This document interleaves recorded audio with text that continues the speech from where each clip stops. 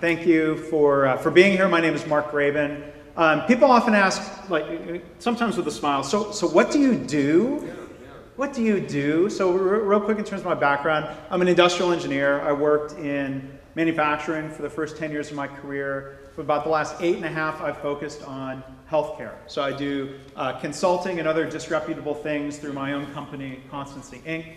I work as part of the team at a startup software company called KaiNexus, which you may see, oh, okay, Kaizen, KaiNexus, we see the connections here. And I've written some books, which sometimes people think, okay, if you've written books, you can get up in front of an audience and speak, and I don't know if that's always a good assumption, but no.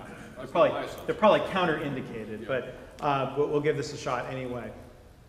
So I'm going to try to be provocative in a friendly way on this theme of creating a culture of continuous improvement.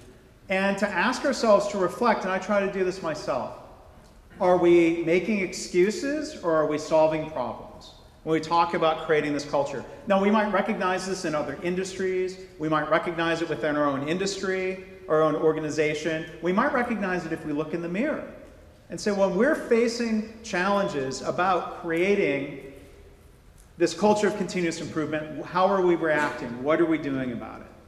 So one thing just to level set, when I use the word Kaizen, I'm taking a pretty direct translation from Japanese. The word, as I've been taught, it does not translate to mean week-long, team-based project with a sensei being involved. It really just means good change or improvement.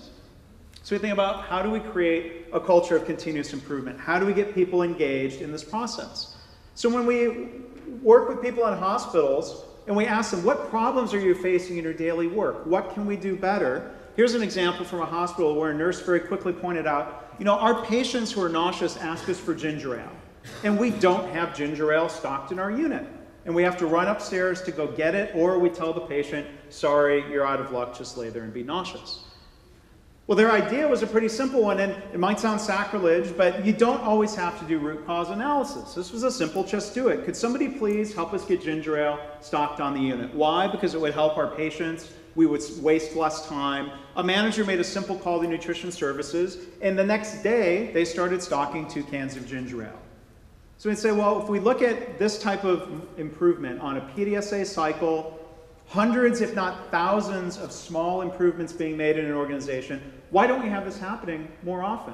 My co-author's health system in Indianapolis has implemented and documented 4,000 small Kaizen improvements each of the last 4 years, and they keep going. They have a culture of continuous improvement, or at least they're working there. It's really easy to go to hospital websites and see mission, vision, and value statements that talk about either we have a culture of continuous improvement, or we strive for it, or we're working at it. But when you actually talk to people, I had to get an MRI done, and there was a big sign in the lobby that said, we are a culture of continuous innovation and continuous improvement. And I asked the woman at the front desk about this, and she just rolled her eyes at me. She didn't know what that was about.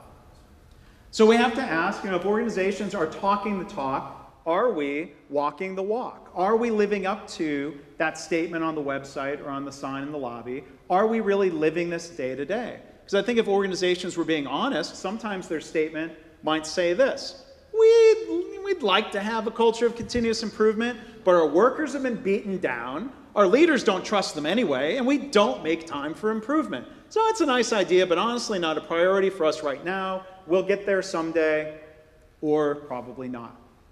So as we learn good lean problem solving, and we might want to look maybe less cynically than this, at the reality of our culture, is there a gap? Mind the gap. Can we honestly say there's a gap between today's culture and where we would like to be? If there's agreement that there's a gap, we can ask why, using another good lean mindset. Why is there a gap?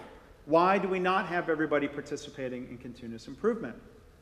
My co-author's health system measures each year, they have about 36% of their employees who contribute and implement and document at least one Kaizen improvement. And to their credit, they don't blame or look down upon the 64% who aren't participating. They're asking why. Why are they not? What can we do as leaders to get them engaged? What can we do to get them involved? So they might identify barriers. We dedicated a whole page in our book to a laundry list of barriers to continuous improvement. We don't have time. Our senior leaders aren't on board. We don't have connection to our metrics. We don't have the budget. There's a laundry list of things we could look at and say, well, are we identifying barriers? Or maybe we're erecting barriers based on our policies and what we're doing every day. And I think the question to ask is, well, are we making excuses from these barriers, or are we solving problems? I think there's a very funnel mindset here when we've identified a barrier to not give up and quit, but to think, all right, team, what are we going to do about it? Let's solve that problem. So let's apply Kaizen thinking to some of these gaps, to some of these problem statements. Problem, staff don't have time to do Kaizen. If we're in excuse-making mode, yeah, you're right. We don't have time. Forget that continuous improvement business. We don't want to give up because that's an excuse. We say, well, what can we do about that? We can ask our team members. We can ask our leaders. What can we do to solve that problem? One very simple thing is to schedule time to work on Kaizen. I live in San Antonio, and we're very fortunate to have a Toyota plant that lets people come through and do tours. We bring medical students and MHA students to come visit the plant. They see the words Kaizen all over the place. And when these future healthcare leaders ask, well, everyone's busy building trucks, it seems. When do you do Kaizen? The frontline staff member who's giving the tour says, well, you know what? If we have an idea, we talk to our manager. If it's a good idea, they schedule time to make that happen. Now, you might think, well, we don't have the budget for that. Well, is that an excuse, or is that a problem that we can solve? I know managers who will actually schedule time after they've done Kaizen events and improved productivity to schedule time. Today, you're going to come in and work on Kaizen to 2 staff members. They solve that problem instead of making an excuse. Managers will say, I don't have time to help with Kaizen. Well, is that an excuse that makes us give up, or is it a problem that we solve? What can we do about that? For one, managers are sometimes have the wrong mindset that Kaizen is employees giving you ideas to go and investigate and implement. Well, no, we can delegate and empower our team members. We can solve that problem. We can cancel that stupid 9 o'clock meeting that doesn't really have any purpose anymore. That's just become a habit. We can free up time. We can solve that problem. And I think one of the most interesting barriers that I've run across was people saying, well, working on Kaizen hurts our productivity numbers. That we have a daily productivity target that we have to hit. And hitting that daily productivity target is ironically the biggest barrier to improving productivity. So what can we do about that? We could blame senior leaders for not being enlightened. We could make excuses. We could give up. Or maybe we embrace that as a problem to solve. Maybe we educate our leaders about longer-term measures or a more balanced set of measures and say, hey, don't micromanage my daily productivity. Let me do what I need to do to improve productivity over time. Maybe that's the better thing to be rewarding. Maybe we can have a charge code where if we assign time for Kaizen, it doesn't hurt your department's productivity. That might be a short-term countermeasure, maybe not a habit we don't want to develop forever, but it's a way we can solve that problem.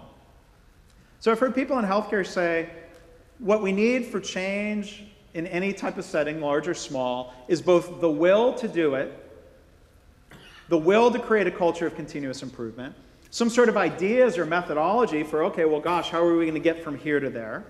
And then we need the execution and the discipline to actually go make it happen. So when I see organizations that have that gap, it could be that they don't have a method. It could be that they're not executing that method in a disciplined way.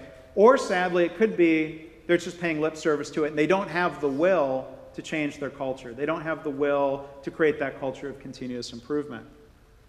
And so I think my question to everybody for reflection is to say, well, are we being a victim or are we being a leader? When we find barriers that prevent us from closing a gap, are we a victim who makes excuses or a leader who solves problems? And a final thought, the great nurse Florence Nightingale once said, I attribute my success to this. I never gave or took any excuse. I try to practice that same idea, and I hope all of us in this room would as well, or at least so we can go back to our organizations and be a bit of what I would call a friendly pest without jeopardizing your own paycheck or career. When you see people making excuses and hiding behind them, say, wait a minute, time out. Let's reframe that as a problem that we could solve. All right, thank you. Look, that was much better. You learned. There was a learning cycle from the previous speaker that he only finished a minute early. Okay, so that's really good. And then Mark Donovan is our final speaker, so you're going to hit it just dead. I know you are, because we're getting better. This is a collective improvement activity we got going on here. Let me ask how you react to the following. Bearing in mind that you yourself are a professional problem solver. Okay? That what I see going on is, well, let me describe what I saw last week. I went to a real icon of the lean movement that I will not name, and I walked in to see what they were doing after many years of getting leaner and leaner and leaner. And I must say it was just appalling. It was just horrible. Everything was broken and busted and out of control and so forth. That's another story. But when you said to the line workers, how are you doing? You know, what kind of struggles are you engaged in? What are your problems? And they said, oh, well, there are all these problems, but we don't have any time to solve them because this thing goes down all the time, and to make rate, we got to keep working. So then you say to the managers, well, gee, those are line managers. Well, why don't you solve the problems? And they say, well, we're busy dealing with the exceptions and also dealing with corporate metrics. So we're looking up at metrics and we're looking out at exceptions, and that burns up all of our time. So we don't have any time to do better. And I said, well, what do you do? And they said, oh, we've got this wonderful thing, the lean team. We've got this wonder. So now, wait a minute, both the managers and the workers are happy they've delegated the problem to these other characters, the lean team. Well, wait a minute, this is the final thing, that they had on the wall things that the lean team had done. And all you had to do was look at these improvement activities to realize, standing there looking, not one of them had been sustained. So I thought, whoa, this is even worse. This is a deeper circle of hell here. That the workers are too busy to improve, the managers are too busy to improve, and the improvement team improves in a way that regresses to the mean. Right. So what do you do about that? Right. So I mean, I think that's not at all uncommon or surprising. I think what you're describing there violates one of the two central tenets of the summit here, of not just improving the way the work is done, but developing people.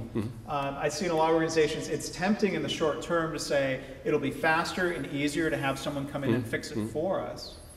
But I'm always reminded of something John Shook always says in terms of, if you give someone an answer, you've robbed them of the ability to learn how to improve. And I think that comes back to the notion of respect for people. I think it comes back to these tough challenges of short-term thinking versus long-term thinking that people struggle with. Right. Well, look, for the consultant, look, I think this is a moral hazard for those of us who have been consultants. That A, we kind of like to solve problems. Got lots of experience, so you can see pretty quickly and ask a few questions, and you probably get there faster than the folks who are, it's just kind of there and they haven't thought about it. You've not been there, you look at it, and it's pretty obvious what some likely causes are. And, by the way, it's very economically satisfying to be called back. Your plumber, your carpenter, your electrician, they want to come over and fix your problem, but they're sure not going to tell you how you can avoid it in the future. I have never had that happen, right?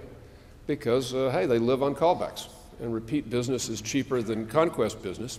So the world is full of moral hazards. But I think for us improvers, that is a hazard. Because the easy thing to do is to fix the problem and move on. The hard thing to do, instead of being the doer, is to be the coach that says, gee, would you mind if I help you figure out how to fix your problem in a way that's organizationally sustainable? And when I say sustain, of course, we mean improve. So just to think about.